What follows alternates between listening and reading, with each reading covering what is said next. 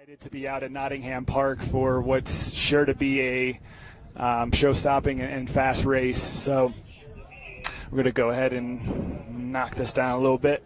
Major League Triathlon is the first and only professional triathlon league in the United States. The best male and female athletes in the world compete against each other in a unique swim, bike, run team event known as Mixed Team Relay. Held in major cities and destinations across the U.S., MLT pros compete in pop-up stadiums, allowing for the viewer experience unlike anything seen before in the sport. Major League Triathlon is more than just a race, it's a show, and we pair each race with a festival and expo, giving viewers of all ages several different avenues in which they can have a good time. Our expos are located at the start and finish of each of our events and largely focused around local and health-related businesses. Today marks the first time a professional mixed team relay event has been held in the United States since the International Olympic Committee and International Triathlon Union announced that the mixed team relay will be an Olympic sport in the 2020 Tokyo Olympics. This is a very exciting time for the sport of triathlon today, and with numerous Olympic hopefuls here in action, it's going to be a fast and fun race to watch for all of these people here in Avon, as well as everyone on the live stream. Super Sprint Mixed Relay is a unique style of triathlon racing that consists of 4 pro athletes, 2 female and 2 male, and these athletes compete in a shortened swim, bike, and run course before tagging their next teammate. The first team that will have all 4 athletes complete the course will be the winner of MLT Vail Valley, and unlike other triathlons, it can take up to 6 hours to complete. All 8 of our teams should cross the line in under an hour and a half.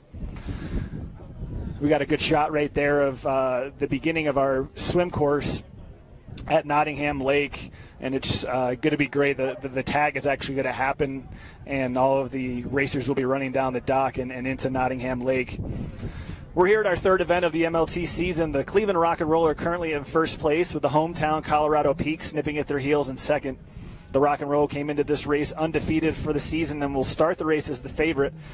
Points are at a very important cusp here, as there is only one more race following MLT Vail Valley. Our championship event will be in Cleveland, Ohio on September 9th, where we'll be headlining Neo Cycle, the nation's largest urban cycling festival. Today, our pop-up stadium finds us at Nottingham Park, like I mentioned, in the heart of Avon, Colorado. Avon lies at the heart of the Vail Valley. Well, Avon may be one of the smallest host cities in 2017. It's just as much to offer as the larger cities. As you can see, Nottingham Park is one of those terrific offerings. Avon has hosted events such as the Winter Wondergrass stages of the Triple Bypass Bike Race and Xterra Beaver Creek, and much more. Today's race will take place in an alternating fashion. First, the females will begin and then tag it off to the men on the second leg. The third leg will be back to the ladies, while the gentlemen will bring us home in the fourth leg. This format was used in MLT Charlotte, whereas the inverse was used in MLT Atlantic City, as the ladies were the second and fourth leg. As always in triathlon, the swim is the first sport of the day, as the athletes will swim in Nottingham Park Lake, like you just saw a few seconds ago. The swim will feature a triangular course with the athletes competing a 300-meter swim before exiting the boat ramp and sprinting into the transition area where they will ditch their cap and goggles. Athletes will bike from there in an incredibly technical and challenging 6.5-mile bike circuit that will be completed 5 times. At 7,500 feet above sea level, the thin air alone should add to a challenge to the MLT 32. Now add on 2 hairpin U-turns, 1 short steep climb, and 9 turns over the course of the loop, and you'll see how hard 10 minutes of cycling can really be. This is perhaps one of the most spectator-friendly cycling courses of the season. These athletes can hold their speed through the turns, and whoever can accelerate out of these 10 U-turns on the course today should be the ones with the most success on the course. As you can see, we got some athletes getting ready on the dock before they jump into Nottingham Park Lake. I was around the athletes a couple minutes ago. It seems as though it was a MLT 32 vote, and they decided to go no wetsuits on today. I do believe that they could have if they wanted to, but they were in an official agreement that they're going to go no wetsuits. After the bike, They will complete a run out and 2 loops of a 1-mile run course. The run course will take place along the southern path of Nottingham Park around the lake. Before they tag and finish, and the individual that runs the 4th leg will then go ahead and finish under the MLT arch. As you can see, we're going through some of the different athletes in each team. I want to give a shout out to all of our sponsors: the town of Avon, Colorado, Red Bull, Champion System, Hoop Design, Air Lounge, Normatec, Mountain Fit, and Boost Oxygen. Our festival is uniquely created to appeal to the local culture in which we have our race here in Avon. We have a fantastic free MLT festival lined up with an MLT Pro Race and live music from 10th Mountain Division, the Drunken Hearts, and Head for the Hills. We're here to about 7:30, so come on down if you are in the area. So let's talk a little bit about our first 2 races. We had MLT Charlotte on May 20th. First place was the Cleveland Rock and Roll. Second place was the Colorado Peaks. Third place was the Sarasota Sun. And then we had MLT Atlantic City presented by the Claridge Hotel, a Radisson Hotel, in which the Cleveland Rock and Roll once again were in first place, followed by the Indy Cats and Colorado Peaks. Let's go ahead and hop into some of our athletes here. Up on the screen right now, we have the Sarasota Sun with Caitlin Donner, Jillian Peterson, Rudy Von Berg, and Michael Arashida. Rudy Von Berg is having a fantastic season, posting top 5 circuit splits in round 1 and round 2 of the Major League Triathlon. Sarasota is the reigning 2016 MLT champion, currently sitting 3rd place in the overall standings. Looks like we have some of our athletes getting ready to go here.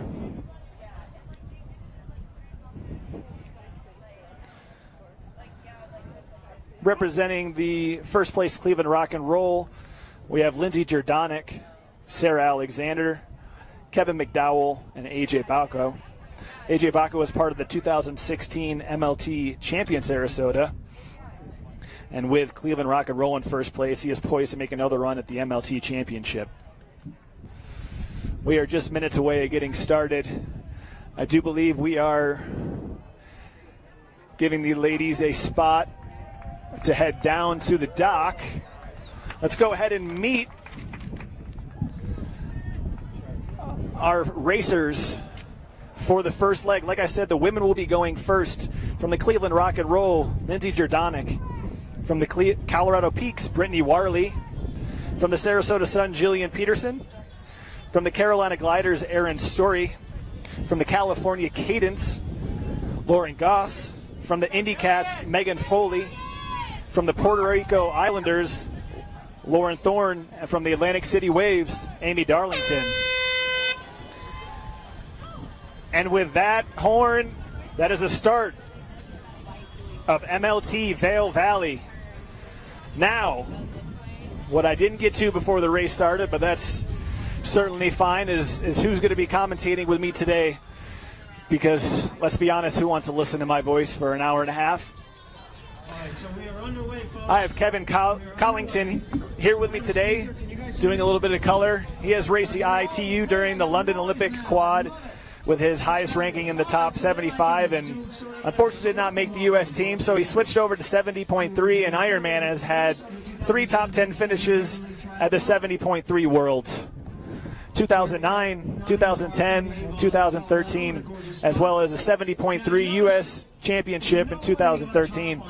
In March, he took home the first place at 70.3 Pan American Championship and is coming off another first place finish at 70.3 Costa Rica in June. He attended the University of Florida, graduating in 2008, where he won the Collegiate Championship in 2007. Everybody on the live stream, please welcome Kevin Collington. Hi, everyone. Great to be here. Short drive from Boulder to get up here, so happy to be commentating with you.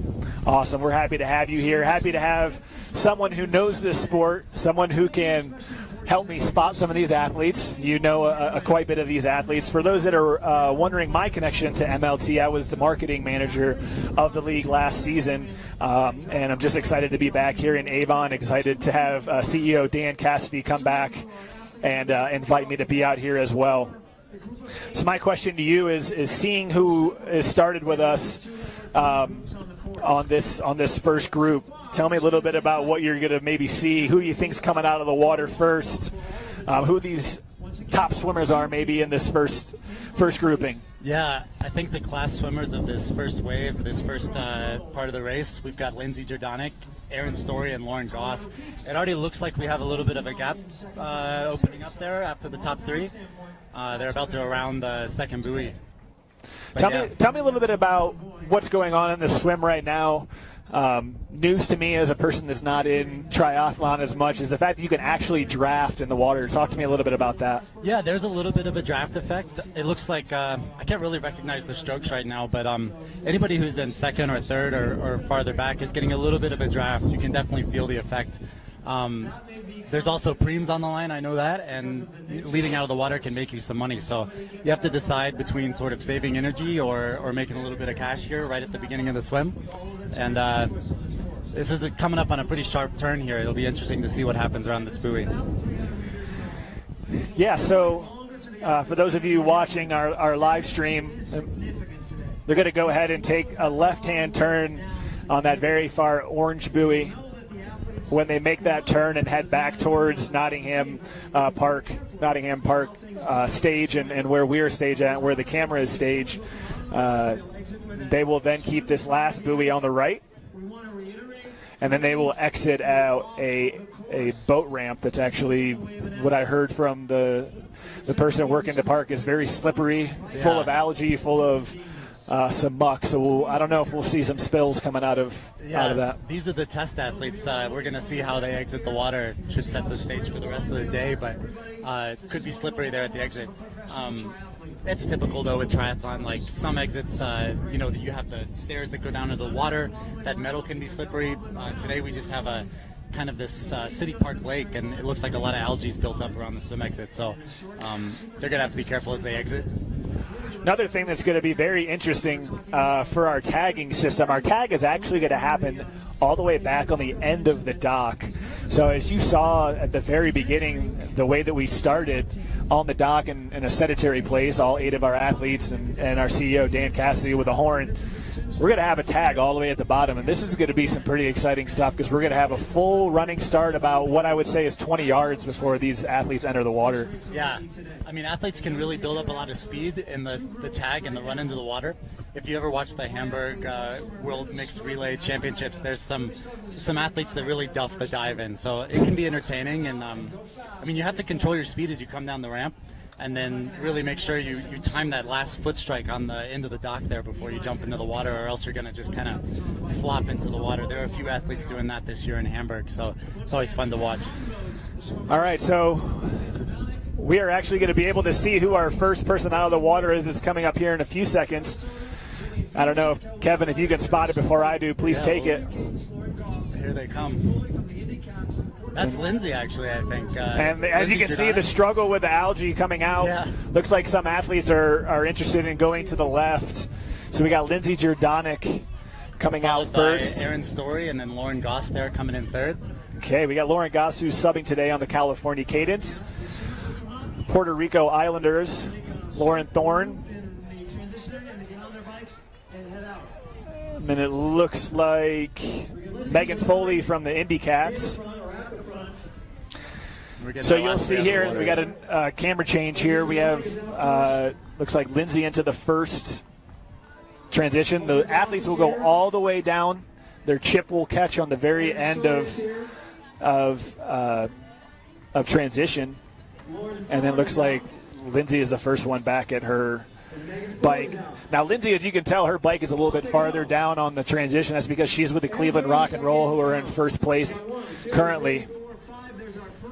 Yeah, Lindsay's in the pole position there, coming from the first place team, and I can tell you that letting Lindsay out onto the bike course first is not good for the rest of the field. She's a world-class bike handler. I don't think she gets enough credit for the way she can ride a bike, and the fact that there's already a gap there. This is basically a skills bike course. There's very few times where you're actually pushing watts or applying power to the pedals. It's a lot of technical handling skills, and she's just gonna. I'm gonna guess she's gonna get away here. So we have a very, very technical bike. what they do is they come out of transition and they actually go through a parking lot, as you can see here on the live stream. What they do is that they come back through the parking lot, they're going to come back through. They're going to go down, as you can see here, and then we're back over to Lindsay. There's a very technical turn right here down, and she's actually going to head into the woods. And there's back in the woods, you don't have any camera angles back there, but she actually goes over a small bridge, and then it comes down the only downhill push of basically this entire bike. So what you'll see a couple more athletes going by here. Yeah, it looks like about a 15-second gap from Lindsay to the second-place person. And I know Aaron Story and Lauren Gross are also no slouches on the bike in terms of bike handling skills. So this could be interesting. Lauren, coming from Olympic distance racing background, she won Escape Alcatraz this year and St. Anthony's as well. So she's a skilled cyclist. Yeah, you see there's a slight down here to the police station and a complete 180 turn back up this small hill. Then you're going to go around this last pass, and it's a very technical right-hand turn coming down and through to pretty much straightaway on the greenway. So if you want to, let's talk about Atlantic City. Long straightaway. I don't know how long that length of that straightaway was, but drafting was a huge possibility in Atlantic City. This small, 5 laps. There's not really, we had lunch with some of the athletes, there's not really a spot to get too many drafting opportunities here on these loops. Yeah, like with this course, there's not much drafting that can really happen. The best thing you can do is get on someone's wheel and maybe follow their line through the turn.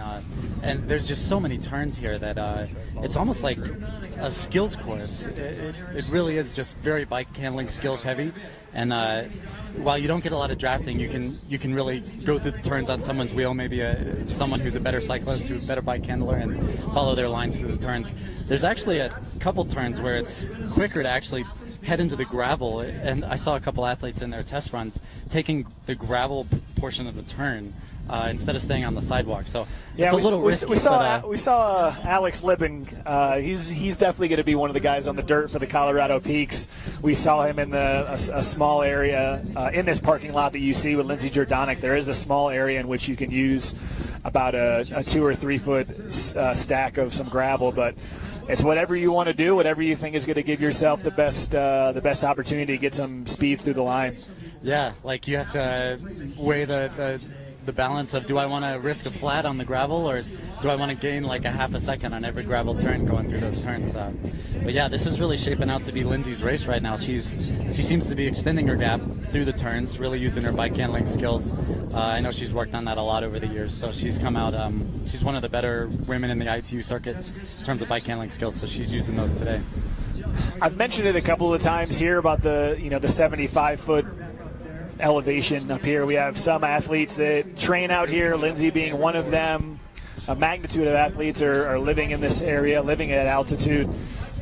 If I were to ask you where would you maybe see that the shortness of breath? Where is it? I've had some athletes mention to me that maybe a little nervous of the swim, feeling that in the lungs. Where do you see that coming in? Yeah, I think that's going to be a big factor on the swim and the run. I think we only have one athlete who lives at this altitude, John O'Neill, but everybody else is generally from either Boulder, which is about 2,500 feet lower than here, or Colorado Springs, which is about 1,500 feet lower.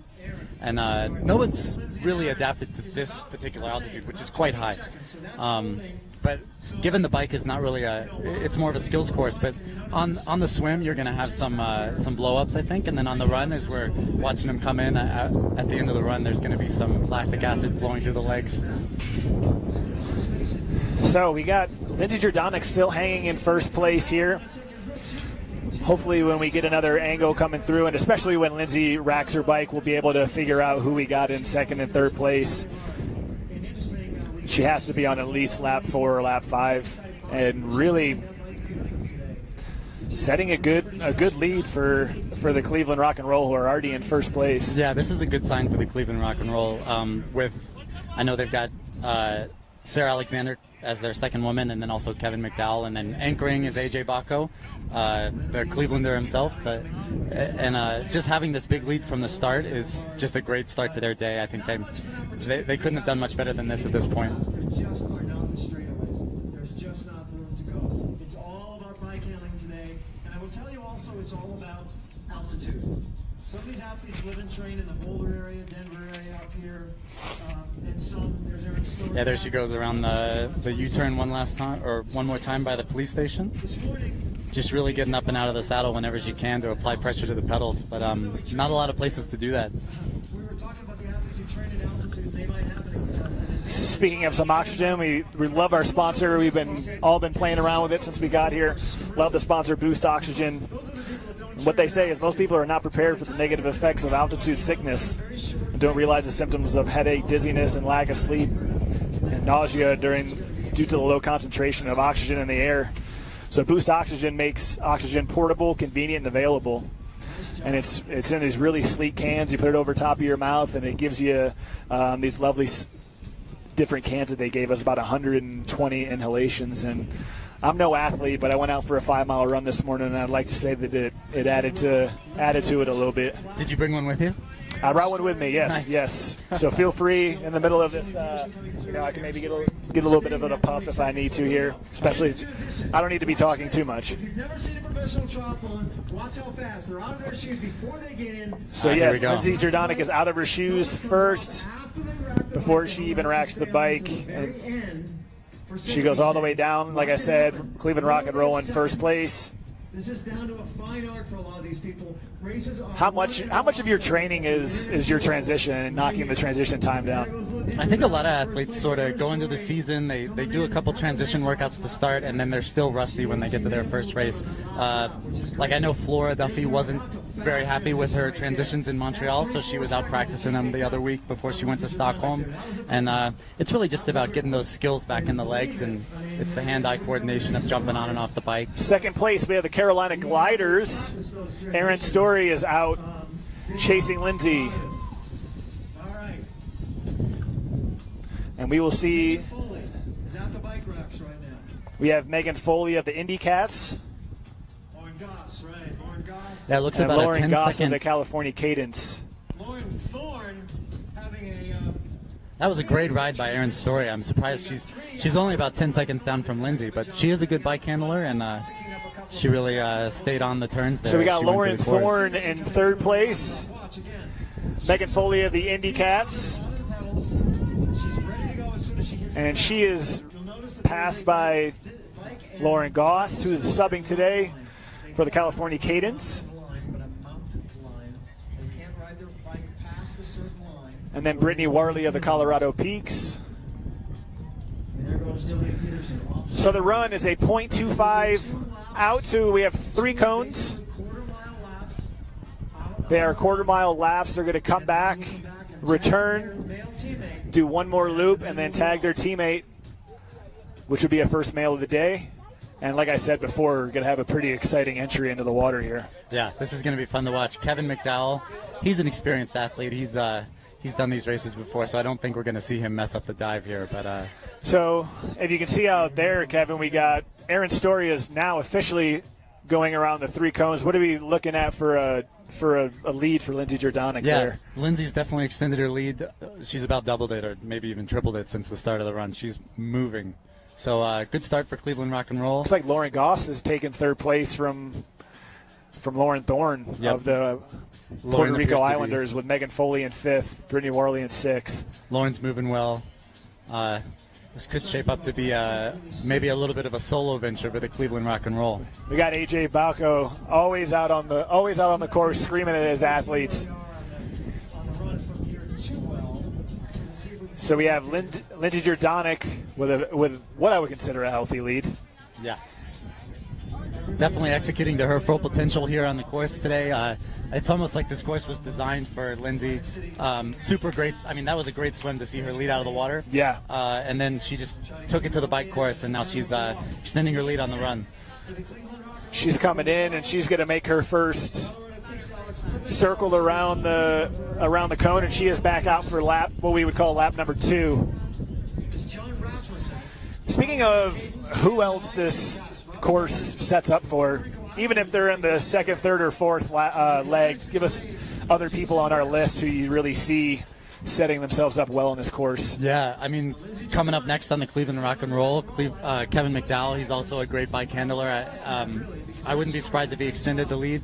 I mean, there's a lot of actually really class bike handlers in this field. Rudy Von Berg and Ben Canute. Ben's maybe the most experienced mixed team relay athlete on the planet at this point. Yeah, he was a champion at 2016 Hamburg last year. 2016, and he's been on every single mixed team relay in Hamburg. Ranging from first to seventh. So I don't know if anyone's done more mixed team relays than Ben Canute. Yeah, we know he had so it looks like we have Aaron Story falling back slightly, and it looks like Lauren Goss has officially caught her for second place. But, I mean, I would have to say that the headliner of this first leg would be Lindsay's extreme lead we have. She's about to make her second turnaround. Yeah, she's in a different zip code right now. But Lauren's moving well. Lauren Goss has moved into second. Aaron Story there in third. Lauren Thorne from Puerto Rico Islanders, fourth, followed by Megan Foley in fifth. All I can say is thank you to whoever designed this course, because anytime that these athletes go out on this run, it's wide open, no trees, and we can basically just count. Yeah, it doesn't get much better from an announcing standpoint. We can't see the bike course except on the computer here, but we can see the entire swim and run course right in front of us. So a nice and compact course. So Lindsay will be tagging Kevin McDowell here underneath our hoob arch. And we were talking earlier today, trying to understand for a commentating standpoint, who trains at elevation, who doesn't train at elevation, who's going to have a positive output because of the training in the elevation.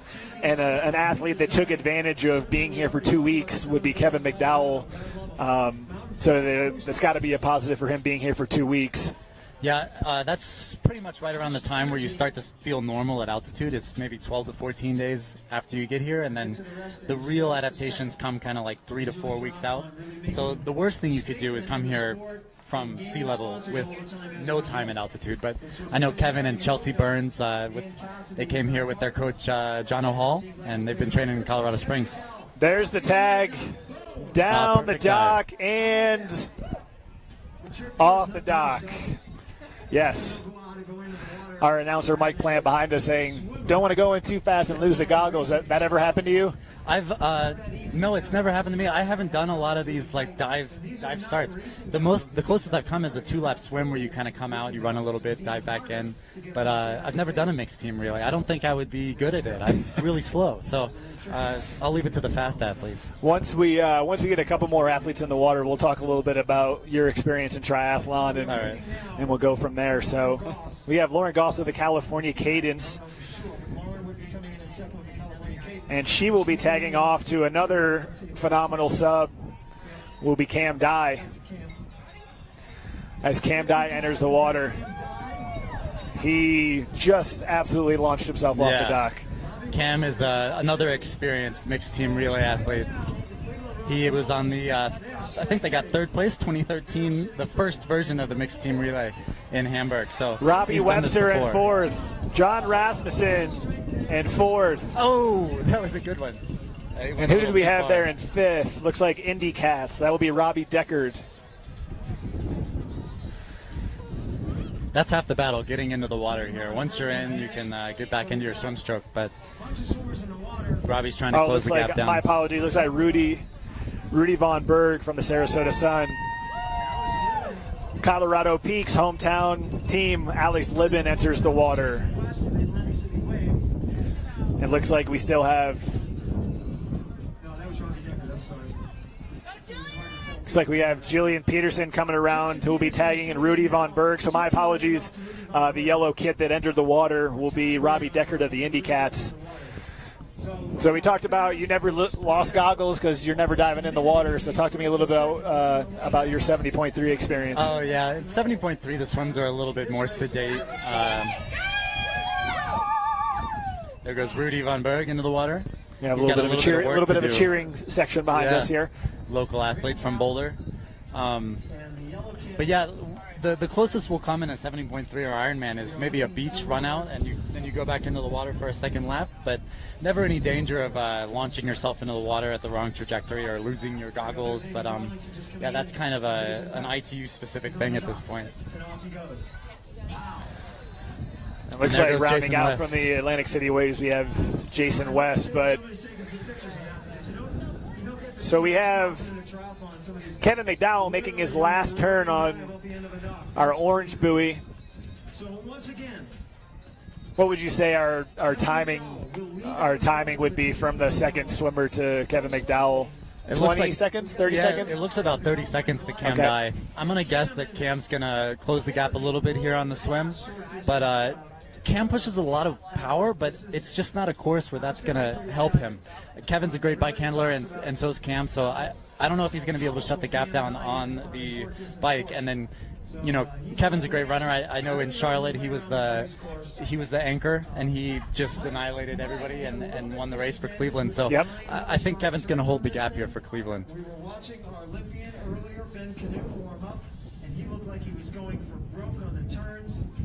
So we now have all 8 of our athletes in the water. So just like I was talking, folks, we have, you know, we have triathlons like what Kevin Collington sitting next to me does, taking upwards of 6 hours for triathlons, and we're already a fourth of the way through. We have one leg down, 3 legs left, and we got all 8 athletes in the water, and it's going fast. Yeah, I mean, this format of racing is so fun to watch, and I think that's part of the reason why it was put into the Olympics for Tokyo 2020, is that it's really spectator friendly, it's fast, there's so many moving parts here, and yeah, I mean, it's fun to announce and it's fun to be here just watching. So well, it's fun to announce it when you're sitting next to me, because you know so much about these athletes, so much about triathlon, so it's really helping me. I mean, let's go back to what you said a minute and a half ago. You said maybe Cam Dye would close it, and it didn't look like he did.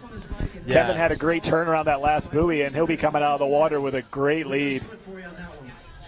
Kevin's a solid athlete. I mean, I think he's ranked 26th in the world right now in the WTS rankings, and I mean, he's solid across the board, swim, bike, run. And if Cam closed it down, it would just be mere seconds. It does look like Cam has opened the gap to third place. And that just goes back to Cam's NCAA swim background. He's just he's one of the best swimmers in the sport right now. So it's not a surprise to see him do that. So in a couple seconds here, we might be able to see Kevin McDowell coming around to transition. There he is right there. Once again, he'll head all the way down to the end of the transition, as he is part of the first place Cleveland Rock and Roll. And we will be able to see who officially is our second person out of the water. Did it change at all? Oh, Cam Dye struggling a little bit with the algae and the moss, just like I said. That is not an easy exit from the water. It is not.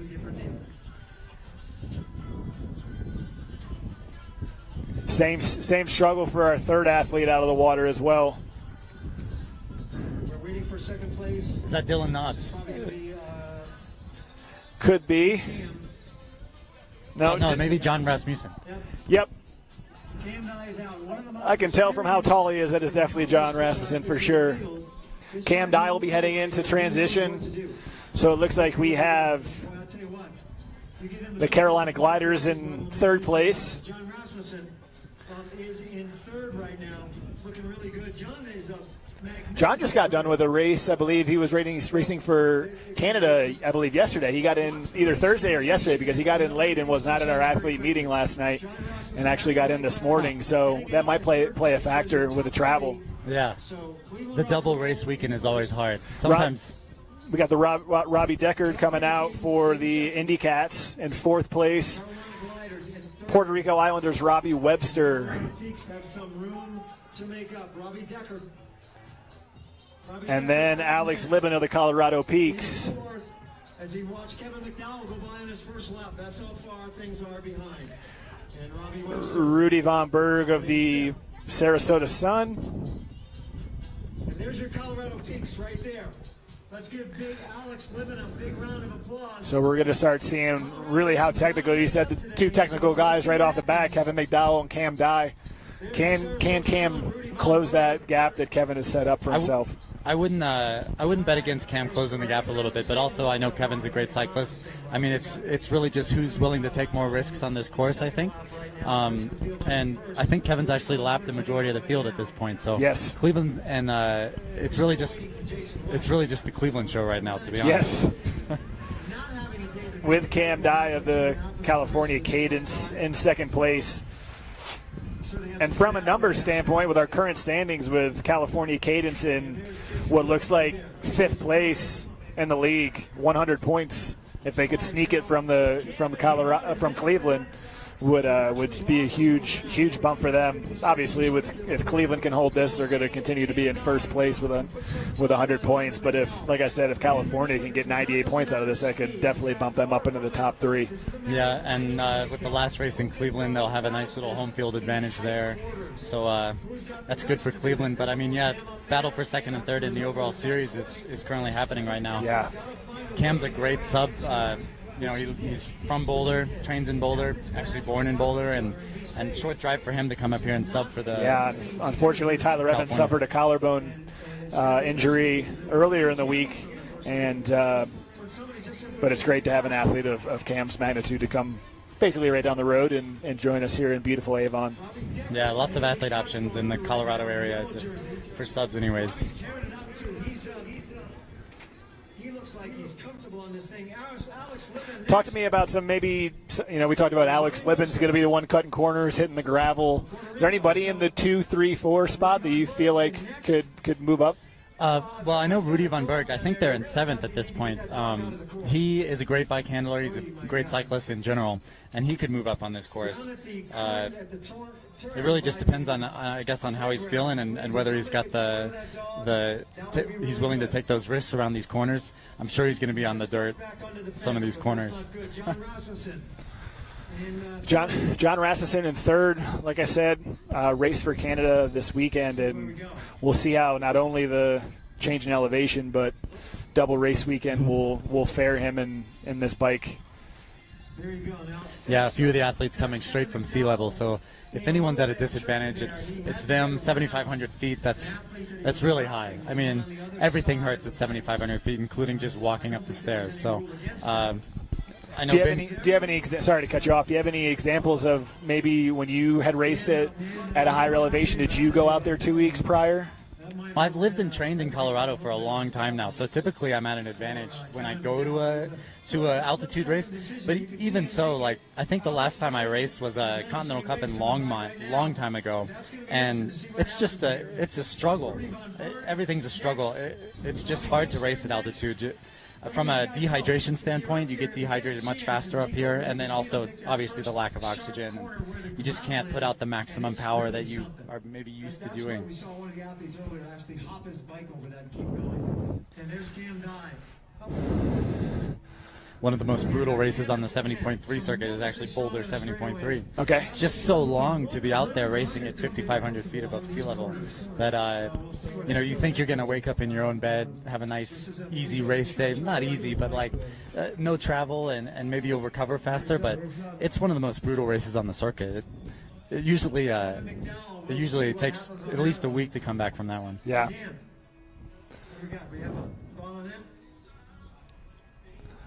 So it looks like we're waiting to hear about the position. Like I said, I have the legend Mike Plant behind us in my ear. Kevin McDowell, because he came through on the wrong side of the transition area, will have to sit out a 10-second penalty. Wow. At the end of the run or bike. So we're just hearing from Mike Plant, our announcer. Kevin McDowell came in on the wrong side of transition. 10-second penalty. Huge lead, but what can that 10 seconds is a lot in triathlon, especially a super sprint mixed relay. Yeah, that could cut their lead maybe in half.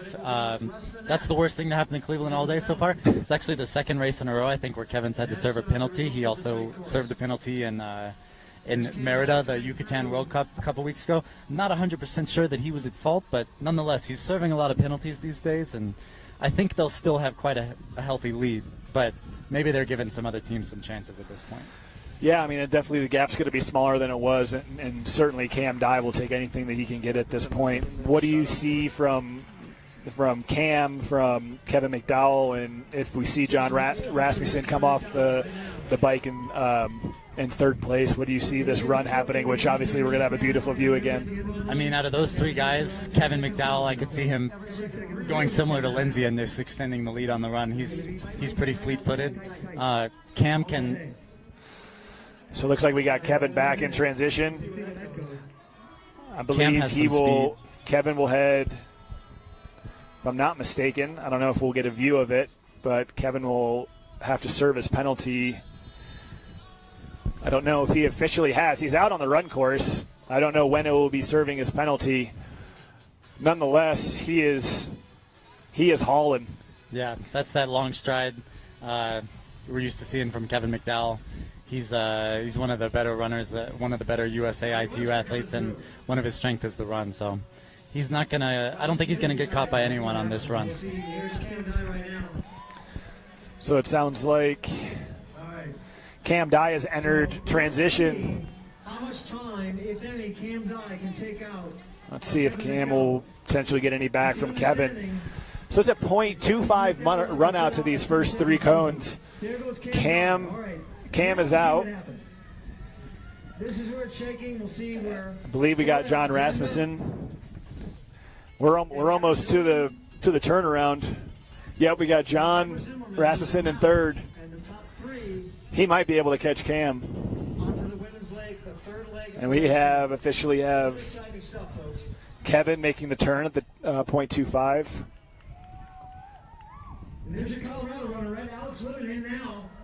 Looks like we got Alex Libben of the Colorado Peaks, Robbie Deckard from the Indy Cats. I believe Robbie was out before, so it looks like Alex maybe cutting those corners on the gravel, like we said, potentially has got him back in the league. His pre-race recon of cutting the corners there did work out. He's moved his team up into fourth. Yes, so we have Alex Libben in fourth. And it looks like Robbie Deckard should be right behind him in fifth. Robbie Webster coming in right now. Robbie from the Puerto Rico Islanders. Got a couple other athletes in transition as well. Shoes on. Off he goes. Boom. So looks like we're going to have a lap happen here with Kevin McDowell before a couple of these athletes are even out. Robbie Webster out on the run course for the Puerto Rico Islanders. He was way behind going into his leg, his swim. So Cam has made the turn, also with John Rasmussen making the turn as well. Kind of hard to really tell what the exact length between the athletes are right now on this run course. The real measure we're going to have is when leg 3 comes, when they're diving off the dock. We'll be able to see around what the length of it looks of like the lead Cam's is. holding the gap to John right now, second and third place. I tell you what, Kevin McDowell's strides are long. Yes, I think the only athlete that's running the same speed as Kevin right now is Jason West back in 8th place. They're actually really close to each other and running about the same pace, except Jason is one lap down. So once again, Cam Dye out on the course, about to make his halfway turn back towards the stage, subbing for Tyler Evans today. So we're on our second lap. Saw Cam Dye out here. Let's see. So we got Kevin McDowell still out in front. In the lead. In third place, John Rasmussen. All right, let's start talking about these women. Leg 3. Sarah Alexander, another athlete, just as Kevin McDowell did, came out here about 2 weeks early to get acclimated. Cam Dye in second place will be tagging off to Aaron Dolan. John Rasmussen holds. He'll be tagging off to Amber Zimmerman. That's the top 3. What are you thinking there? I know Sarah's probably going to be able to hold this gap. It's just such a big gap.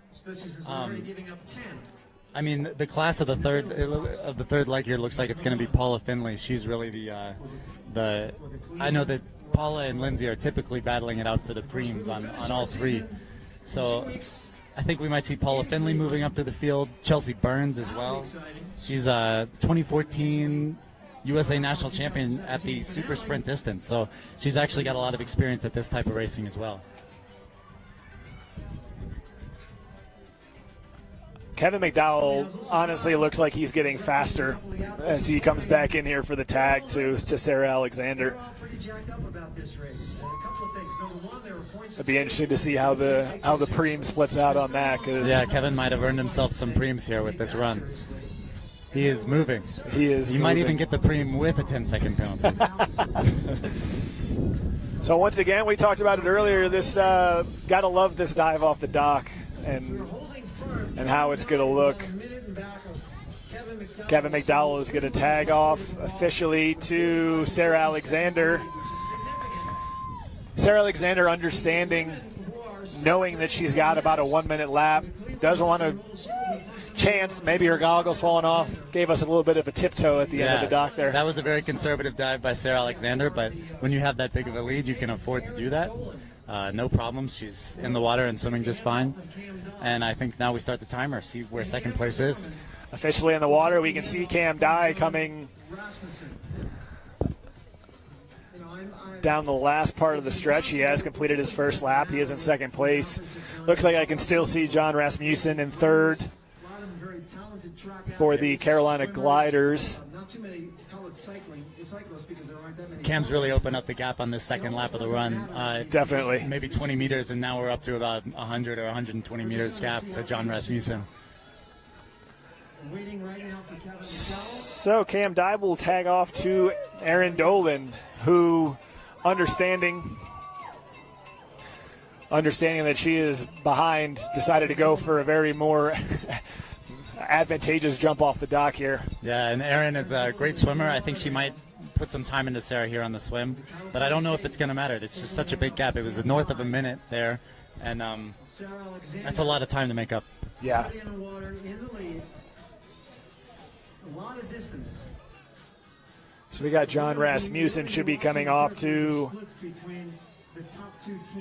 tag to Amber Zimmerman from the Carolina Gliders. If Alex Libben is on his second lap, he is very close to tagging as well, as along with Rudy Von Berg giving it to Caitlin Donner. So let's see what we got here. We got Paula Finlay. So Alex Libben. He's the biggest mover from the second group. Definitely. Oh, I heard that one. A little belly flop action. A little bit of a belly flop action. But that's pretty close. 5th, 6th, and 7th diving in almost at the same time. 1, 2, From the 4, 5 teams in the water. Puerto Rico Islanders, we have Chelsea Burns, who is someone you mentioned about a minute ago, could have a good race as well. And then Erica Hawley, another sub from the Atlantic City Waves.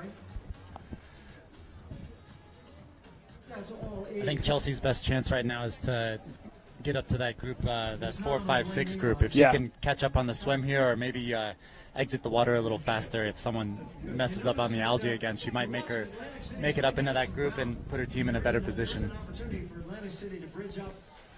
Talk to me a little bit about sighting. You're in second place. You obviously want to see the buoy. You obviously want to know where the person in first place is. How much are you peeking out of your stroke to understand, number one, where you're going, but number two, who's in front of you and how you're getting through the water? Yeah, we've got perfect conditions here on the lake, so it's very flat. You just probably only have to peek up every 10 strokes if you're really hauling.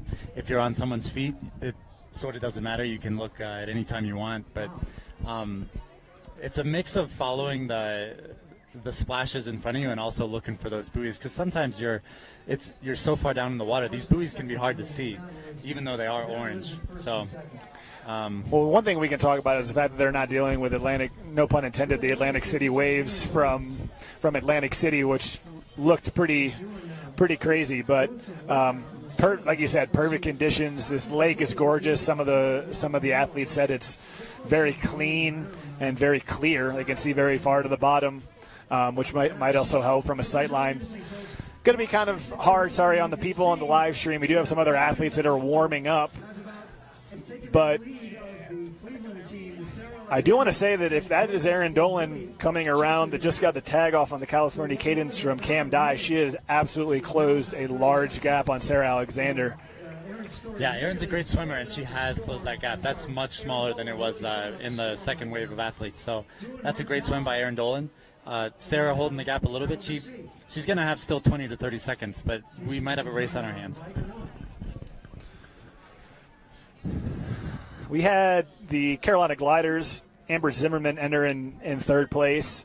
And let's see, 3, 4, 5, 6, and even 7 and 8 are all within 20, 30 yards. So looks like what was a pretty wide open, 4 through 8 is been closed by all the swimming. So athletes will keep this last buoy on their right like they have been. Looks like Sarah has held her lead, maybe even extended it slightly. But as we've seen in the past, like Cam did, we'll see how they handle the old boat ramp coming out. The boat ramp could change everything. You can just see the difference in stroke rate here between Sarah Alexander and Erin Dolan. Erin's just turning over at 100 strokes a minute here, it looks like. Sarah's is much slower. But Sarah's still going to hold on to a lot of her gap here. See how she gets out of the water.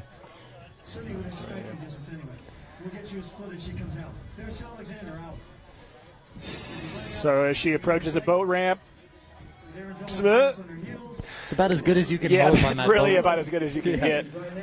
I was here yesterday. There's about a 1 foot gap. If you want to go gravel on the far left, you can. I haven't really seen too many athletes take advantage of it.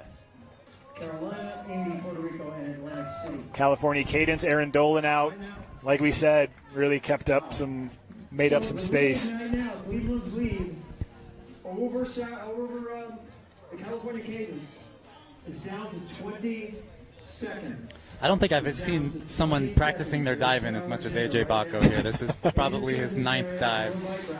He's really getting geared up for his anchor leg for Cleveland. Well, the question is what sort of gap is he going to have, if any, and is Erin Dolan going to gain anything back? Sarah on the bike course. And here comes Erin. Looks like Erin Dolan has entered into transition.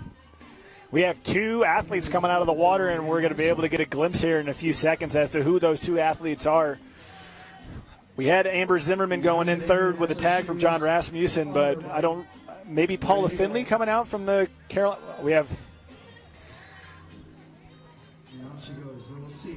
Yeah, that's Paula. Paula Finlay come out in third. About that same distance. Paula closing down the gap to third place there. That was a great swim by Paula.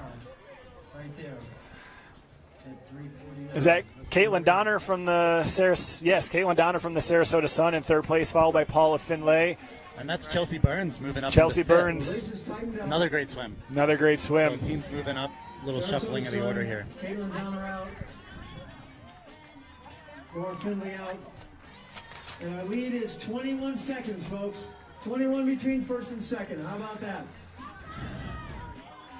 Gap's been closed. From the Sarasota Sun at the Bike Rocks out in third. We have a lot of athletes. Caitlin Donner in transition. She's out in fourth within striking distance. Paula Finlay in transition. Erin Dolan's out. There's your home team, guys. Give them a shout. Puerto Rico Islanders. Chelsea Burns is next. Nice job. So let's talk a little bit about what we can maybe see on the bike here, or any experience that you have as far as the world of athletes that we have out right now. We have Sarah Alexander, Caitlin Donner, Paula Finlay, Chelsea Burns. What are we looking at here? Yeah, well, Paula Finley and Chelsea Burns really moved up there on the swim, and I think they're going to continue to move up on the bike. They're both skilled cyclists. Obviously, Sarah Alexander is still holding the lead for the Cleveland Rock and Roll, and I think she's going to stay up there as well. And then Erin Dolan, we'll see how she goes, but I think we've got 4 teams really making the selection here, and we'll see how it shuffles out here on the bike.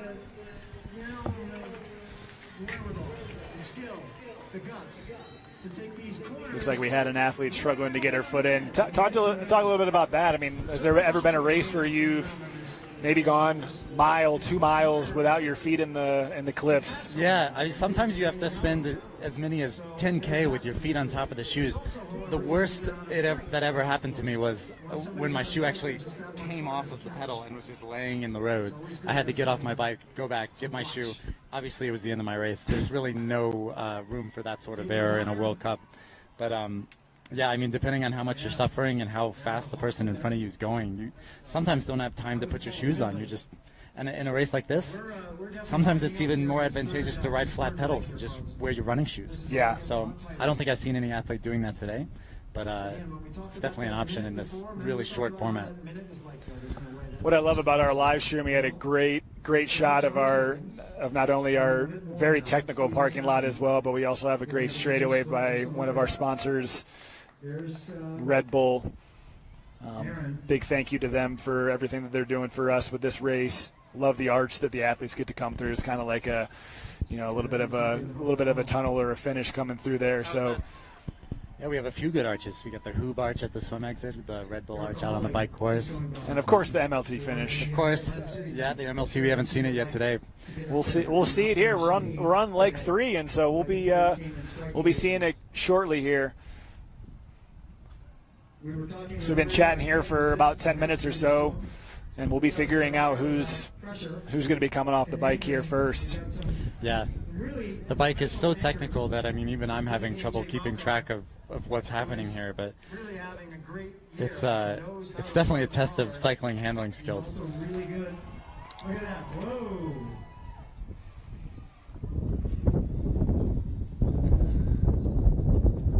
All right, let's see if we can figure out who we got here.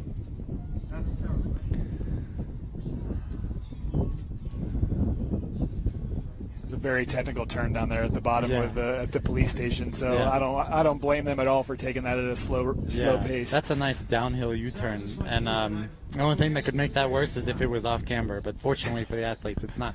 Or if it was raining, which we actually did have a little rainstorm blow through earlier, but fortunately the sun's come back out. We have a perfect, about as good of a mountain day that we could ask for here in Avon. Yep. So it's a challenge for us here with the live streams to make sure who's in what position. I don't want to be feeding anybody wrong information, but Mike Plan, our live MC in the back, just set a 26-second lead for Sarah Alexander. We looked at it at about a 20-second coming out of the water. Yeah. So adding 6 seconds or so, but what's catchable on the run? I mean, it depends on how Sarah runs today, because I know Paula, she's a great runner. She was ranked #1 in the world for a few years. And Chelsea's a great runner as well. She ran in college. So it really just depends on sort of what the bike takes out of your legs, what you have on the day, how the altitude is treating you. Yeah. It'll be fun to watch. That gap has really come down from Cleveland definitely winning to someone else could take the lead here on the run. Well, we got some time before the third leg wraps up and heads into the run. Want to say thank you to the town of Avon, Colorado. Huge thank you goes out to our host. Avon is located at the base of the Beaver Creek Mountain in the heart of Vail Valley, and Avon's world-class facilities, hotels, restaurants make this small town a fantastic place to visit. Avon has played host to events such as Winter Wondergrass, like we said, Xterra, Beaver Creek, and now Major League Triathlon. What would you say about this venue and potentially us coming back next season? It seems like the community really supports the event. I mean, every time we dive back into the water, the whole crowd walks over here. Huge crowd here watching the race. And, I mean, we have a great venue. This is a perfect little mountain reservoir here. Yep. A very technical course, which is different than, obviously, Charlotte and different than Atlantic City, different than Cleveland. Tests different skills. And then the run is just pure speed on this trail that goes around the lake. So it's testing Cleveland's ability to win on any course right now. Because while they did look dominant earlier, they might not have the race in hand quite yet.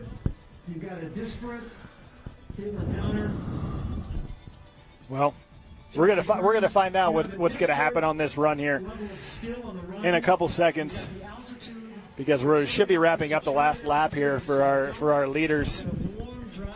And the best part about it is, once again, we got the run right in front of us. We're going to be able to count off where everybody is. That's right. There's the dismount. So we got Sarah Alexander. Cleveland Rockers coming in first. Imagine trying to stand on one foot after all she's done. The little tiny things athletes have to do. Pretty good transition, you would say, there for Sarah. That was pretty good. Yeah, she'll be out on the run course here. There she is. So she's out on the run course. That's an error that will cost Aaron right there. That's 2-3 seconds that could make a difference. You went past her space. So Mike Plant pointing out behind us, saying that Erin Dolan went past her racking space, which it's 30. You know where your stuff is, but you just got off of a hard bike. She's trying to gain some time. You might have missed your slot, but 2 or 3 seconds right now is might kill her a little bit. Yeah, in a race of this distance, 2 or 3 seconds can be the difference between a win and a 5th place in an ITU race. To be honest, like, there have been smaller gaps than that. Sarah Alexander appears to be moving pretty well on this run, and there's Erin Dolan. The gap was about 30 seconds coming out of T2. John O'Neill can run. Caitlin Donner at the bike routes. Paula Finlay coming out in 3rd place.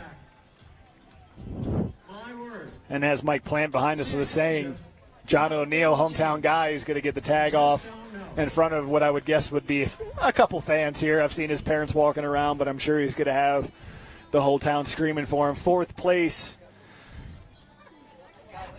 from the Puerto Rico Islanders, Chelsea Burns coming all the way up in 4th place. I'm not 100%, but did they enter the water around 6th or 7th? She was pretty far back. I think they were in 7th when they entered the water. But again, she's a talented athlete. She's had a great year.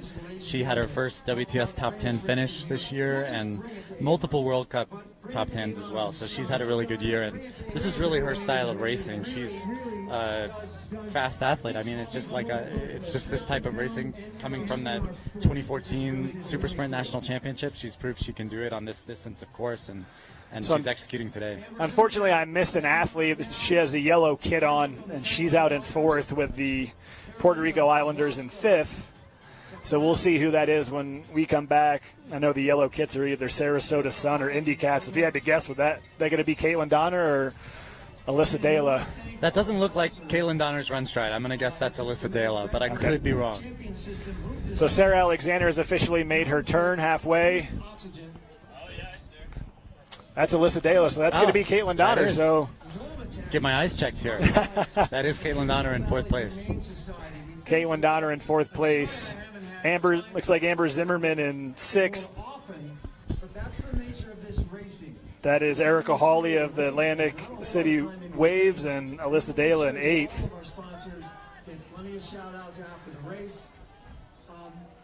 Sarah Alexander will be making her first official turn at the halfway point of the run. And one thing I can't help but point out is one of the top anchors coming on the 4th leg is going to be Ben Canute, sitting back in 8th place, unfortunately, from Alyssa Dela.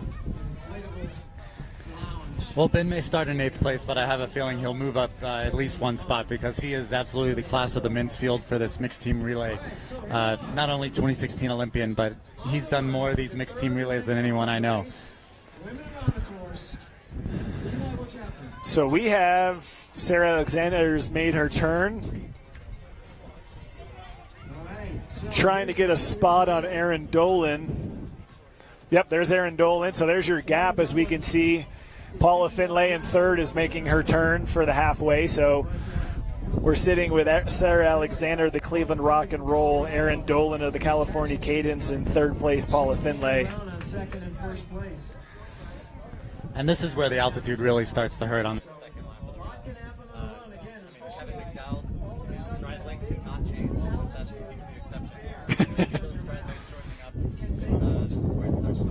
Yeah.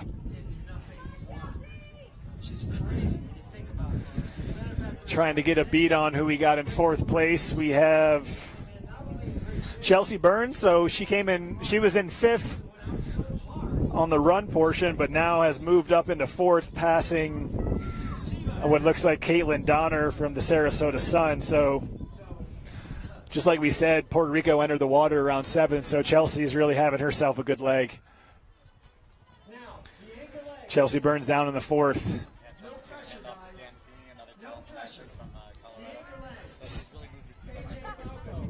Yeah. Sarah Alexander has made her turn, and she has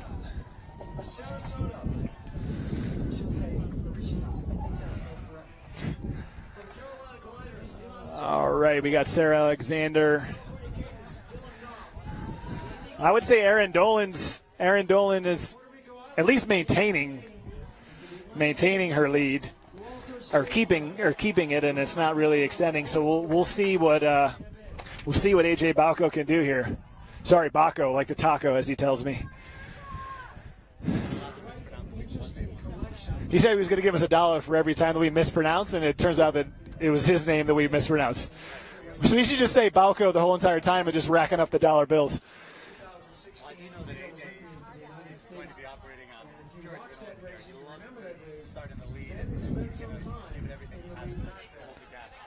As we talked about, we said that AJ was the one athlete that was really focusing on his entry into the water. He goes with a medium run. We wouldn't say a sprint as he enters the water. So this is where, once again, where we can really take the time to understand what his lead is here. So you can start keeping your mental clock as to how far ahead he is of our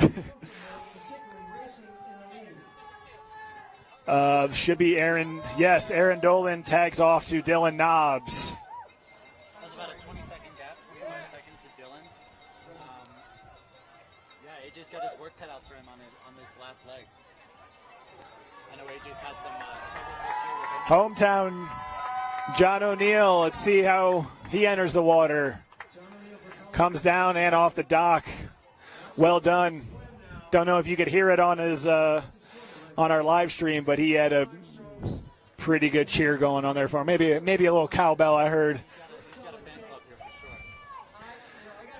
Puerto Rico Islanders, Dan Feeney coming in fourth place. They could really use a good finish here and try to creep up into the top three with our final event in Cleveland in 2 weeks.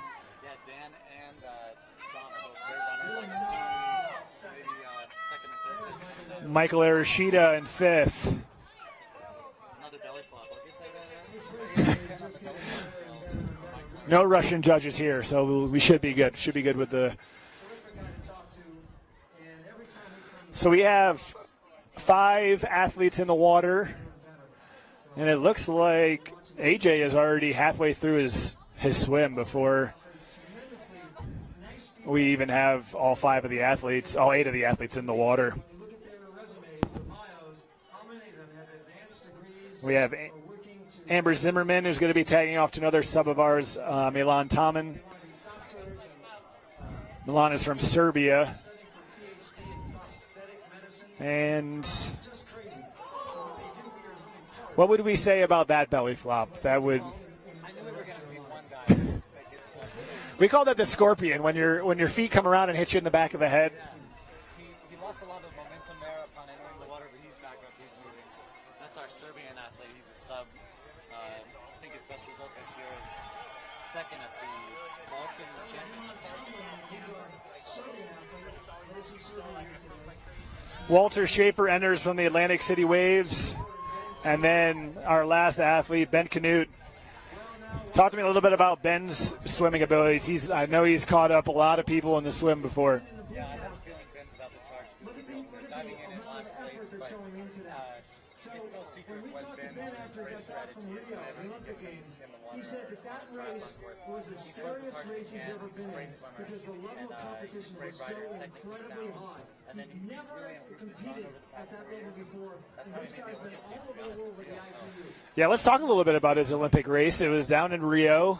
And, as a first-time Olympian going up against some of the legends of the sport, he actually stayed with him on the swim and throughout the bike. So, He's one of the few athletes the only American athlete in the elite group in Rio. And, that's kind of what we expected then. If he's not in the first group, then we know he's not having a good day.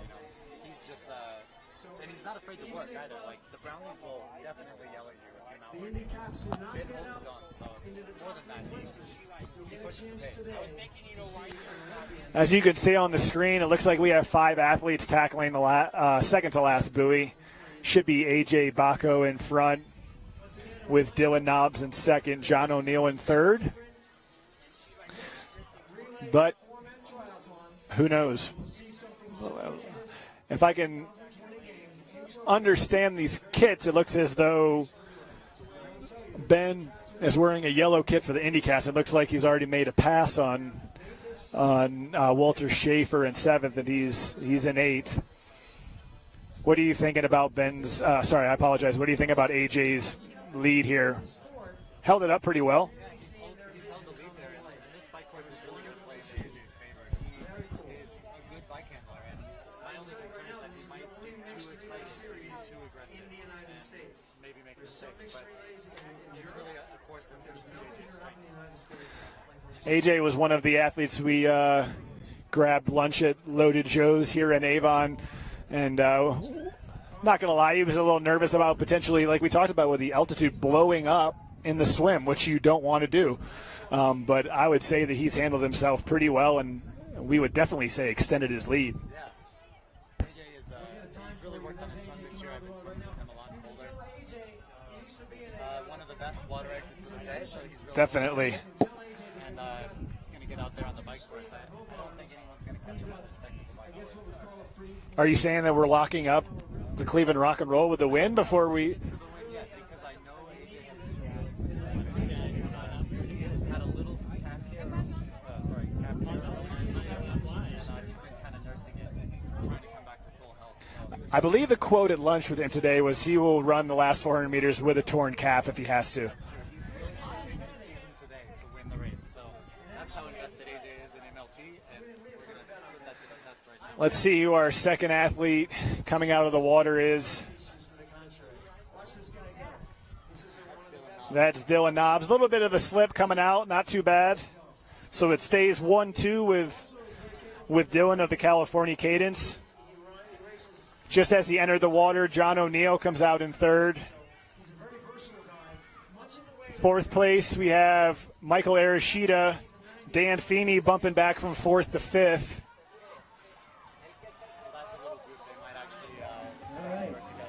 Okay. This is Dylan Nobbs from the So we have Dylan Nobbs entering transition. It looks like, Here's John O'Neill. and as we talked about, AJ Balco, without anybody behind him, he's got a 20, 30-second lead. Took his time putting his feet into it's clipped into his shoe, so that allows him to take his time with a little bit of a lead there. The swoop, the altitude. Let's see what happens here. John O'Neill grabs. Michael Rishitat's gone. Copy that. So, He's gone. Let's see what's all right. We will see. Oh, maybe because try that. A little bit of a live stream problem there. AJ Falco. Should be good to go now. On Dylan Nobbs in 53 seconds. So we got AJ Balco out on the course, So let's see where that and I keep saying Balco. He's giving me $1 a piece. So AJ Balco out on the course. Who do we have here that can potentially grab him on the bike? You said he potentially wouldn't be able to be grabbed on the bike, but Yeah, I mean, I think the biggest threats right now are John O'Neill and Dan Feeney. Those two can run quite fast. And okay. if AJ does end up tearing his calf, as he said he might, it's hard to run with a torn calf. So, and with the guy with the local fan club here, John O'Neill could really make up some time. Yeah, if we want to talk about adrenaline, you know, AJ's gonna get it next month from Cleveland, his hometown. Same with Sarah Alexander. Actually, I believe the whole team is originally from Cleveland, which is kind of funny. But John O'Neill's going to use that cowbell and use the home Avon team to give him a little bit of extra push. Yeah, I think so. It's the hometown advantage. Yeah, all three, AJ, Sarah, and Lindsay are all from Cleveland. I think Kevin's from Chicago, Okay. which is pretty close. Pretty close. But still regionally the hometown favorite. So that was one of the straightaways in which we just saw AJ coming through. After the first lap, relatively speaking. We're about steady after the first lap. We have Mike Plant behind us saying that he believes that we're in the same position as we were on the way out of transition. That would put us at AJ Balco, Cleveland Rock and Roll, Dylan Knobs, California Cadence, John O'Neill, Colorado Peaks, Michael Arashida, Sarasota Sun, Dan Feeney, Puerto Rico Islanders.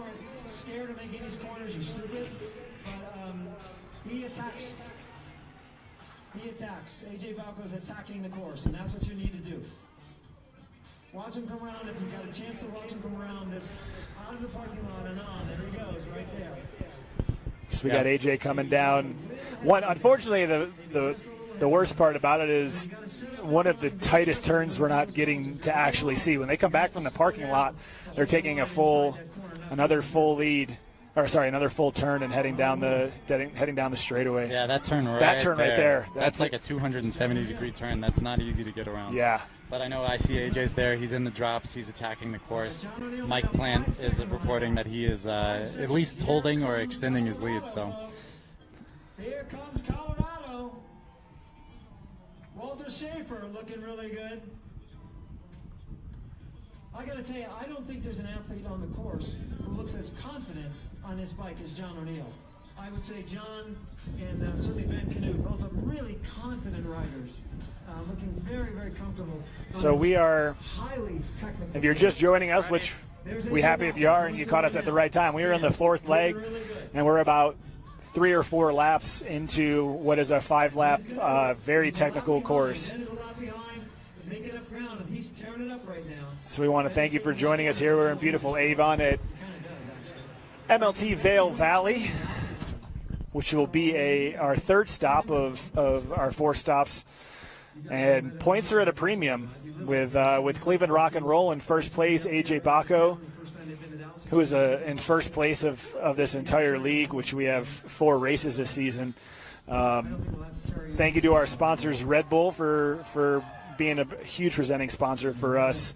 All of our athletes got some amazing product. We've been drinking it during our entire broadcast, but excited to have them aboard. Huge national sponsor for us.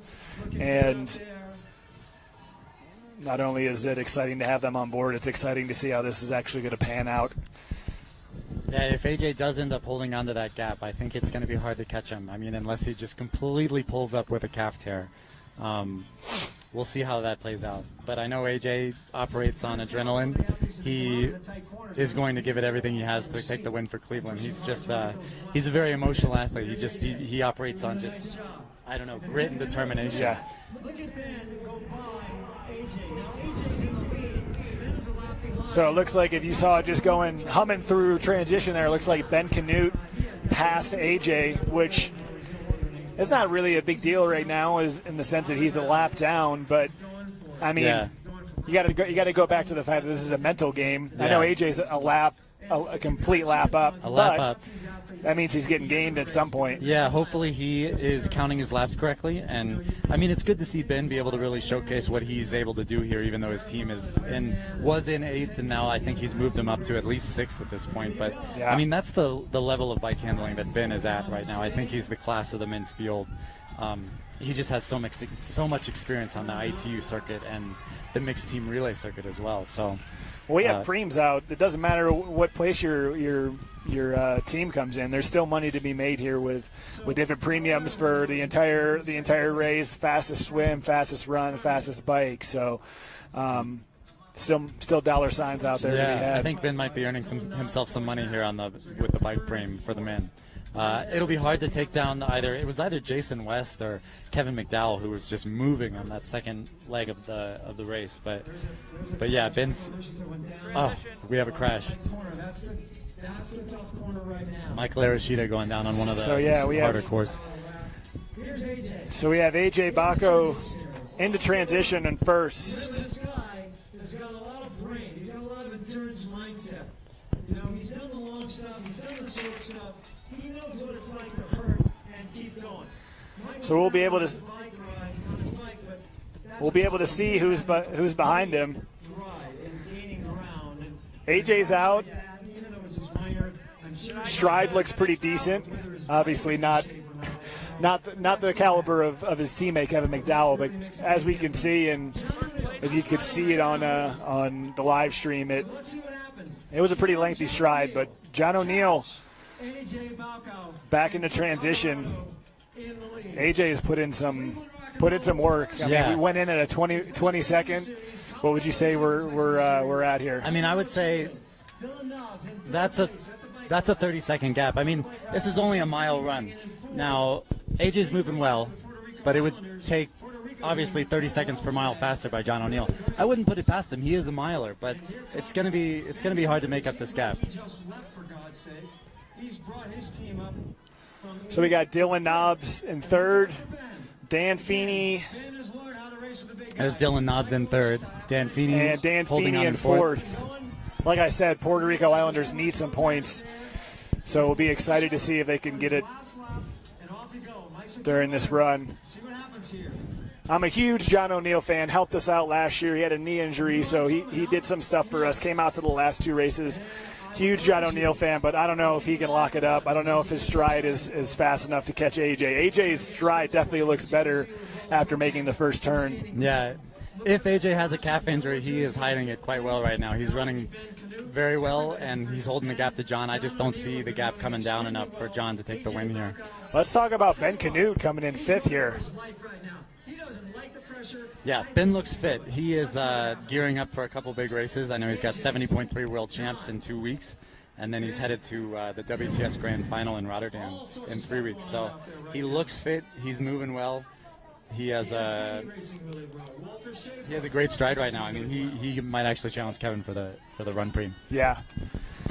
So here's a little bit of a change. It's going to be hard to really see on the live stream, but because timing has to be correct for the length in which these athletes have traveled from a preem standpoint, what we had to do was go ahead and move those cones a little bit farther in on the run out to match what they're going to be doing, because they're obviously not tagging a fifth individual to go into the race. They're going to be actually continuing past the front of the stage and ending under the MLT arch. So for those of you thinking that this race is going to end around our Hoob arch where the tag was, it's actually going to about 80 yards more to the finish line. So an extra 80 yards for AJ to run. I know he'll enjoy every second of it, because I'm pretty sure he's going to be raising the tape. So we have one lap done. John O'Neill has officially made the turn, and I just don't know if there's going to be enough for him to catch. If that gap has come down, it's barely noticeable. So yeah. I don't see AJ losing this lead unless there's just something catastrophic at this point. This is AJ's race to win for Cleveland. I would have to say, though, the challenge right now would be 5, 4, and 3. Looks like Dan Feeney is about to catch Dylan Nobbs, and Ben Canute is just running out of his mind right now. The question is, can Ben catch Dan and/or Dylan for the third place? And the way he's going right now, in our view, he's going to. Yeah, I could see third place coming down to a sprint between Dan and Ben, which is incredible. Ben dove into the water in dead last. Dead last. He is now almost in third place. So I guess we can basically, barring a calf tear, looks as though AJ Baco is going to lock it up. But yeah, AJ's in cruise control right now. I can see AJ making sure his hair is perfectly placed on top of his head for the finish line picture, which is crucial for the win. I would have to say he's not feeling too hot, because normally his kit's all the way down to his waist by now. So I think he was really trying to focus on keeping his stride. John O'Neill still having a great run, great race, but it's just looking like he's not going to catch him.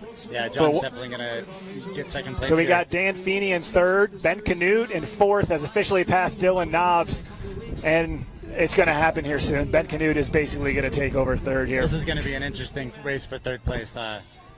If I could, I would head down to the finish chute, but yeah, Ben is about to make the catch here on third, and it depends on whether Dan wants to respond, whether he has the legs to respond. We are at 7,500 feet above sea level, so it's going to be tough. Yeah.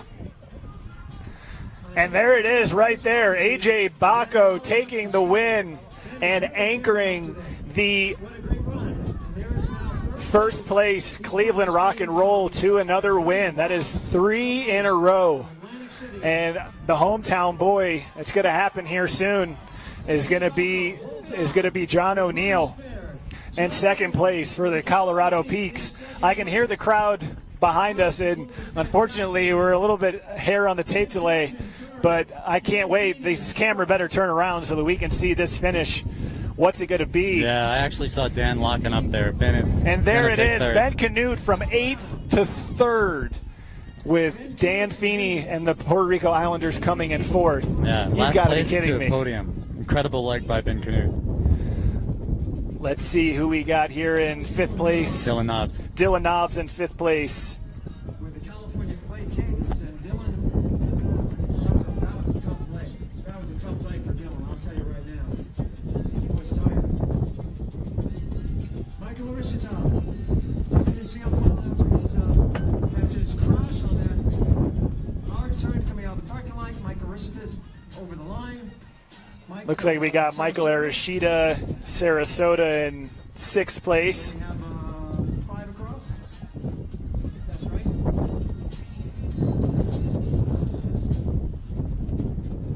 And then that's Milan Toman coming in at 7th. It looks like we got Milan coming around for the Carolina Gliders in 7th. And Milan Toman, Carolina Gliders, finishing here. Milan, nice job. And then last on the course, that'll be finishing up here shortly in the 8th spot, going to be Walter Schaefer. Milan getting drenched with some water. And what's that finish like? What's the feeling when you're over the line? That looks. I mean, it's always just such a relief to get to the finish, especially when you're in that amount of pain. Typically, I just fall on the ground and just lay there for a while. But to each his own. Looks like Milan just hung over the fence there.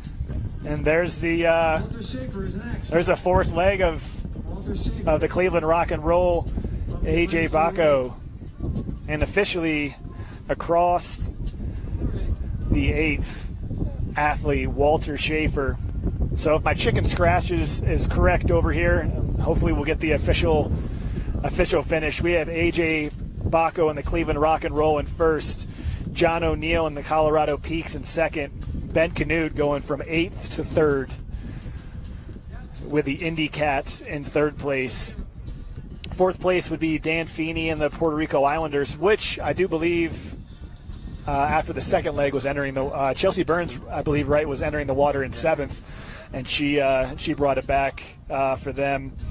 5th place, Dylan Nobbs in the California Cadence. 6th place, Michael Arishita, which happy to hear that he's fine after the tumble on the bike. 7th place, Milan Toman and the Carolina Gliders, and Walter Schaefer rounding out with Atlantic City Waves. Love to sit here and talk a lot about what Ben Canute did, but we have to talk about who's in 1st place in our league, and that's the Cleveland Rock and Roll. Let's just go through the whole gambit, which starting off with Lindsay Jordana just setting the pace. Yeah, Lindsay really executed on the swim there to come out first. That was surprising considering Erin Story. She's a great swimmer, and also Lauren Goss. So that was a great way to lead out the race. And then it's not good to give Lindsay a gap there on the bike, especially on a technical course like that. But yeah, she really set the stage for Cleveland's win today. Then she passed it off to Kevin McDowell, who, person like myself, seeing this run out in front of us, was just killing the stride and really brought a good lead to Sarah Alexander. Yeah, that same stride Kevin brought to Charlotte to win the race a few months ago, he brought today at the 2nd leg of the race, and he did hold on to that lead. If anything, he extended it despite having a penalty. So. The mayor and the mayor pro tem here. Handed it off to Sarah Alexander with, I can't remember what the lead was, but she had a lead, and she held it before she passed it off to AJ Bacco. Yeah, if anything, Sarah just lost time on the swim, but she still exited the water with a healthy gap, and she held it on the bike, and then she had a great run to still come in with about 30 seconds lead for AJ. And yeah, AJ just kind of did his thing. He's a great bike handler, and he extended his lead on the bike, and then kind of just ran for the show. Sure. We can do whatever you want. We are live here at our post at Nottingham Lake with 3 out of the 4 from our Cleveland Rock and Roll. We're going to talk to our athletes from the first place Cleveland Rock and Roll shortly as soon as we get what we're doing with a live shot coming up here. All right.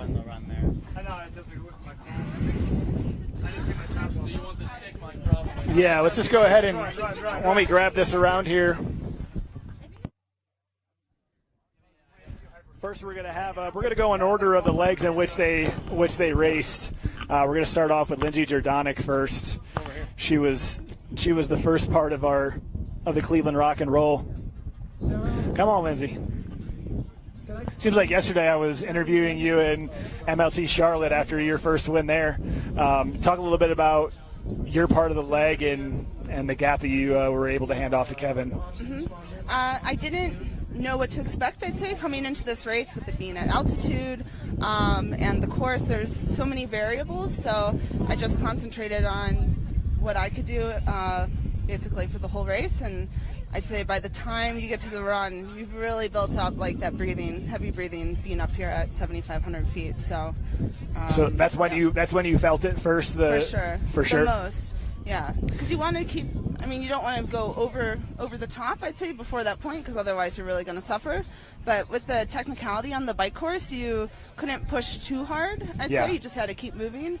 And then on the run, you just kind of go with whatever you have left. Talk to us a little bit about the bike. I mean, 5 laps, 10, adding those together with 2 U-turns, 10 U-turns total, a really hard hairpin turn, which according to Mike Plant, Michael Arashida took a spill on, unfortunately. Yeah, but talk to us a little bit about the bike. It was very turny. Turny, I love very it. Turny.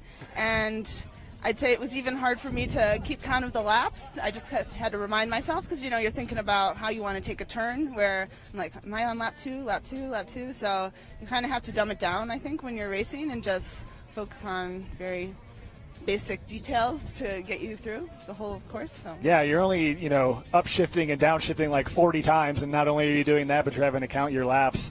Right. So let's go ahead and get Kevin McDowell over here, who you passed off to and had an amazing split himself. So let's just swap out. Thank you so much for joining us, and congratulations. Hello. Great run out there. Hey, thank it you. was. Yeah. We were talking about it on the live stream. We'll take it through the whole thing, but your stride length on that run was pretty awesome to see. You got a lead from Lindsay to start. You've had a lead a lot this season. What are you still saying to yourself as you enter the water with leads of that nature? When she does that, I feel like I need to just hold my own too, and I want to just contribute to the team, and the way to do that is to carry on that momentum. And when you have that momentum going from her and the teammates in front of you, it carries you through. It makes me excited. So I was definitely up for the challenge and wanted to just keep it composed, because especially I knew with this altitude, it's a bit different. If you push past the line too early, it's hard to recover and come back with your breath. So I took more of an approach of keep it within control in the swim, not go full gas like sometimes you do when you get anxious that first 100. Yep. So just keep controlled. And the bike, I'm still working technically on stuff, so it was a little challenging for me. Okay. More so than I would have liked to say and admit. But then the run, I just really wanted to get after it on the run, and I knew I'd had the negative split it. But also, getting that penalty was a little tough. But it just put that focus where I then had Jason and another guy in front, so I just focused on them and tried to bridge back in. Well, penalties aren't too crazy when you're up by, I believe what Mike Plant said it was a minute. So I know. from a minute Fortunately, I had enough of a lead from Lindsay and was able to keep going. And so it wasn't crazy tight that it cost us, because I had been hitting myself in the head. And I wanted to make up every second that I could, knowing that I hit that 10. So I was like, okay, I just got to go that much harder and push past that line earlier than I even wanted to on the run for the bit, and just go. Probably when I came out in the penalty box, I was like, I just got to go full gas here now. Go like you're full going gas. to shoot. We're gonna see the run splits. Yeah, I would be. I mean, we know Ben came from 8th to 3rd. I mean, so. he had definitely had the overall split, but I was hoping I could at least get the run. But with that penalty, I don't know. I'm curious to see, because I was talking with him too. I was just confused coming in Mic up transition. there. Sorry, you could. I was confused coming in transition because the camera guys were on the left, Yep. and because there were guys still coming in from the swim on a transition, so they were still filming guys in transition as I was starting to come through on the normal laps of the bike. Gotcha. And after the second lap, I was still confused how they were there and didn't know which side, so to avoid them, I went right. And that's why I guess I got a penalty. So it's just curious what they said, but it didn't end up hurting us too bad. So That's great. Well, That's congratulations on a great, thank you. great run. Sarah Alexander.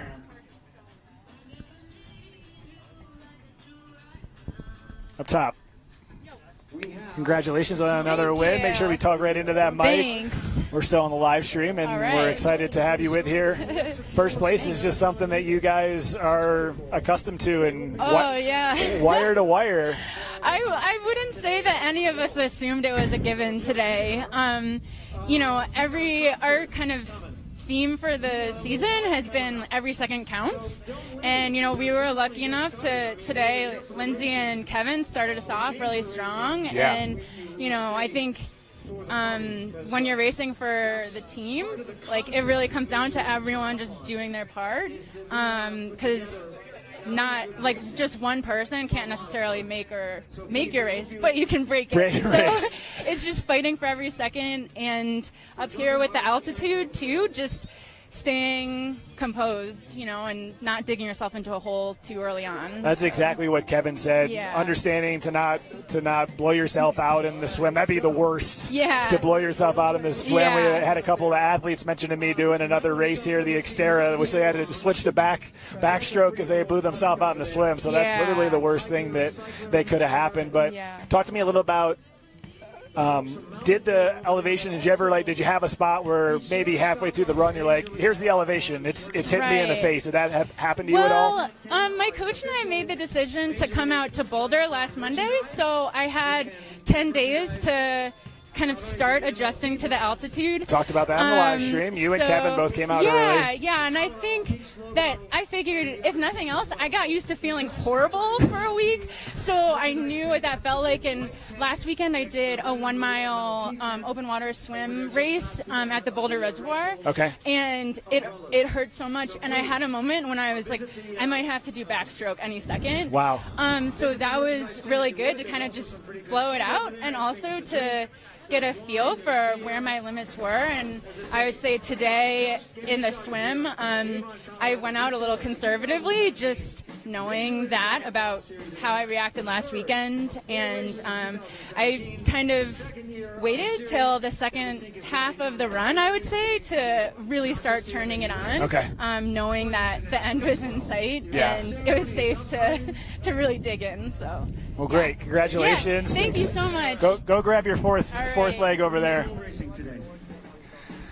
Well, there's thousands of people on the live stream that want to see this interview with you. I'm allowed to touch the mic this time. You're allowed to touch the mic. So in Charlotte, I was actually doing what Mike Plant was doing and actually doing the live emceeing, and I got to interview you on the live stream after, and you touched my mic. But you're more than welcome to enjoy yourself, especially after your team put in the work like that. Talk a little bit about your nerves. I know you're probably going to kill me. We had lunch together today. Yeah. You were talking to me about your nerves. You had a lot of people. John O'Neill, hometown guy, who was going to have extra adrenaline on the end, nipping at your heels. Talk to me about. Let's go through everything. Forget the award ceremony. This is me and you right here. I've never gone fourth before, so I just watching the whole race unfold and just sitting there and waiting and knowing that, it was all going to be on my shoulders. I was definitely very nervous about it. Thankfully, my team was just, absolute rock stars today. Lindsay, she went off the front so far that, she took my nerves down, a ton. Awesome. Because, my big thing was I knew Ben was on serious form right now. He's getting ready for World Championships. He's skinny. He's hungry. I knew he was going to be flying. And so I told Lindsay and them, I was like, we need, 90 seconds just so I feel comfortable holding Ben off. And so when we had a 2.5 minute lead, I felt comfortable. I felt like we could hold them off, and we were able to do it. So it worked out well. That's great. If you could do me a favor, please, top three teams, and come back around the stage. Mike Plant's calling for you, but I still have more questions. Kevin and Sarah both came out here 10 days, 2 weeks prior, and they said that it both helped them out. You live where? I live in Boulder, so you would think that I'd be perfectly acclimated to this, but for some reason you come up another 2,000-3,000 feet and things just, they're different. Like, I dove in, I thought I took it nice and easy to the first buoy, and all of a sudden, like, I started getting really lactic. When I got out of the water, I felt like I was going to black out. Oh, wow. I almost felt like I was like shell-shocked running out of the water. And it took like almost through like half of the first lap of the bike before I felt like I could actually handle it. Yeah. And then once I kind of got into my groove, it was good. And the good thing about this bike course is it's so technical, Yeah. you can't really put a lot of power out. So it was all about like maintaining momentum and just trying to get through all the corners without crashing. So it definitely played into our strengths a little bit for this course. Yeah, so I talked a little bit about John O'Neill, hometown guy from Avon and from the Vail Valley. What is your thoughts when we probably mapped it out, maybe a 30-second block when you first went out? He never closed it. You held it. But what was your mindset? I know Ben was in the back of your head, but like, what was your mindset with John? Long stride length compared to yours. I mean, I know how well John runs, so I didn't want to get to that turnaround buoy out there and see John close. But honestly, the way the course was, I never actually even saw John until I got to the turnaround on the run. Yep. So I really had no idea if he was gaining on me or if he was not. I kept getting splits on the course, but it was random. So it wasn't until I got to that first turn that I was like, okay, I think I got this. And I saw how fast John was running. I'm like, he's moving, but like I think I could hold him off. Not moving fast enough. And I still got nervous, but it ended up working out, and I got confident once I got to the last turnaround, and I knew, like, okay, I got it now. I just gotta, like, we didn't even care about you at the end. You knew you were going to wrap it up, but you'll see on the live stream, we were really feeling Ben Canute and Dan Feeney catching Dylan Knobs on the end there. Yeah, I'm sure that was crazy. We appreciate you joining us. Thank you. They're calling you up to do the award ceremony. Proud of you, buddy, and thanks for wrapping up the Cleveland Rock and Roll, wrapping up one more time officially as the winners of MLT Vail Valley. This is the third race of 4. We will have MLT Cleveland, which is actually a hometown to multiple of the athletes on the Cleveland Rock and Roll. So they're going to be working off adrenaline. I don't have the official standings after today's race. Those will be up on our website as soon as humanly possible for us. But am I wrapping here, guys? We are wrapping here live. Thank you so much to Avon, Colorado. The amazing atmosphere here at Nottingham Park. We actually have had an awesome, you can see it behind me, Nottingham Lake, the city of Avon, Vail Valley. Big thanks to all of our sponsors, Red Bull, Mountain Fit, Boost Oxygen, Punch Energy. Thanks so much for having out here. Aaron Dodge, wrapping it up.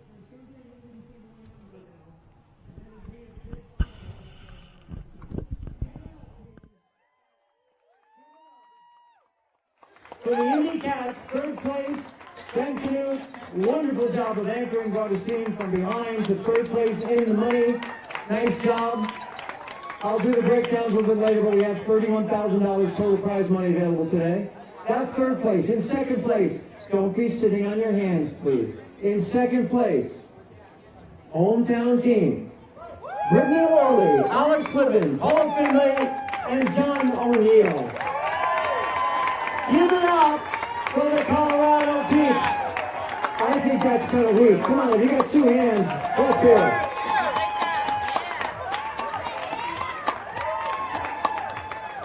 And if you didn't hear before, John O'Neill grew up right here.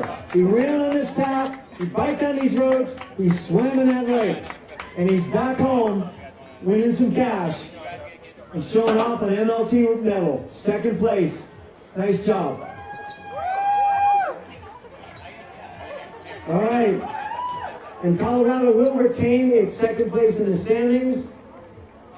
And the winner, undefeated for the third week in a row in 2017, the Cleveland Rock and Roll, Lindsey Jordanic, Kevin McDowell, Sarah Alexander, and AJ Marco.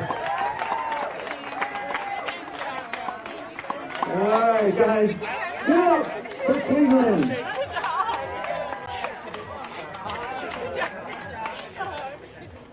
We will close our season out in Cleveland on September 10th. So this was race number 3 of 4. Nice job. And I gotta say, it's a big kick out of being with these guys because they are the nicest group of athletes. Not only are they talented, but they're just nice people. All right, let's give it up for our top 3 finishers in the 2017 Major League Trophy wave down here at Nottingham Park in Avon, Colorado. What a cool thing. Let's hear it. Come on, guys. Come on.